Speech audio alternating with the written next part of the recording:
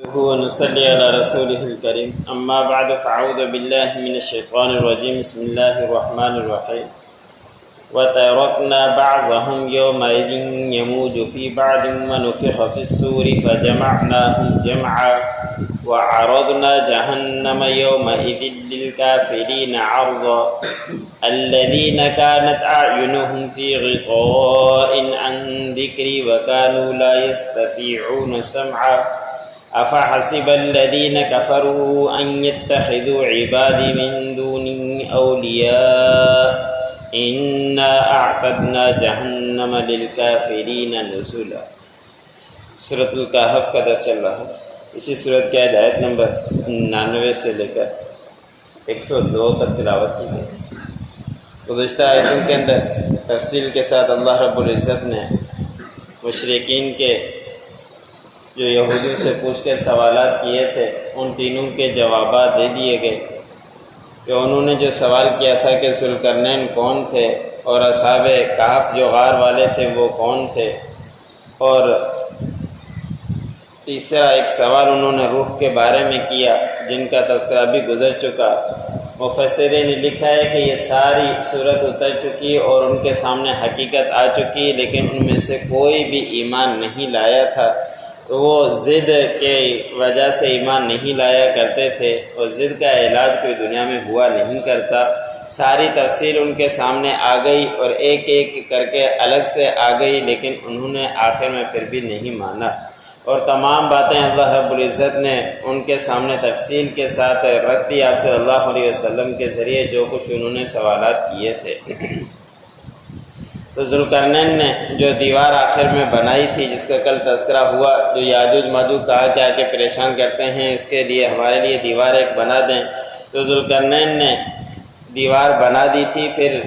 ان کی نسبت دیوار بنانے کے بعد اپنے رب کی طرف کرتے ہوئے کہا کہ یہ میرے رب کی رحمت ہے، کہ میں نے اپنے رب کی رحمت کی وجہ سے یہ کام کیا ہے، اور جب میرے رب کا وعدہ آئے گا تو پھر یہ ریزہ ریزہ ہو جائے گی، ٹکڑے ٹکڑے ہو جائے گی، اور میرے رب کا وعدہ سچا ہے۔ آج کے آیت میں اللہ رب العزت نے فرمایا کہ پھر ہم ان کو چھوڑ دیں گے، اس دن وہ بعض کے اندر ایک دوسرے کے اندر گھس رہے ہوں گے، ان کی تعداد اتنی زیادہ ہوگی جیسے ہی دیوار کا خاتمہ اللہ رب العزت فرمائیں گے جب اللہ کا حکم آئے گا تو وہ ایسے ہوں گے کہ جیسے کہ اتنی تعداد کے ایک دوسرے کے اندر گھس رہے ہوں گے۔ پھر اللہ رب العزت نے فرمایا کہ سور پھونکا جائے گا اور سارے کے سارے تباہ ہو جائیں گے۔ پھر دوبارہ سور پھونکا جائے گا تو پھر اللہ نے فرمایا کہ ہم تمام کو اکٹھا کریں گے، اور یہ بھی ایک قیامت کی نشانیوں میں سے ایک نشانی ہے کہ جب یاجوج ماجوج نکلیں گے تو یہ قیامت کی نشانی اللہ رب العزت نے بھی بیان فرمائی اور آپ صلی اللہ علیہ وسلم نے روایتوں کے اندر بھی بیان فرمائی ہے۔ اور بھی بہت ساری نشانیاں میں سے ایک نشانی یہ بھی ہے کہ یاجوج ماجوج کھل پڑیں گے اور نکل پڑیں گے، وہ دیوار ٹوٹ جائے گی جو ذوالقرنین نے بنائی تھی۔ پھر اللہ رب العزت نے فرمایا کہ ہم ان کو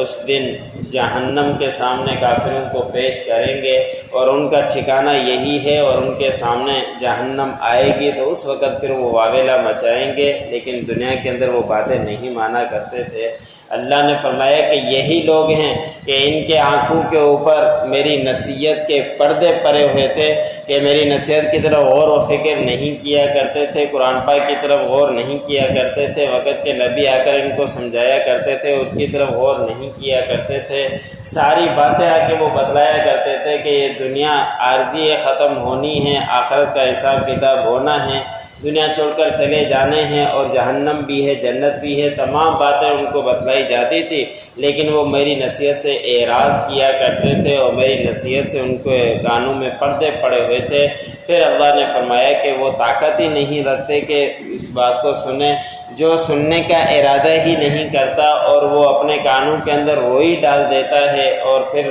ایسے لوگوں کو نصیحت کہاں سے ملے گی۔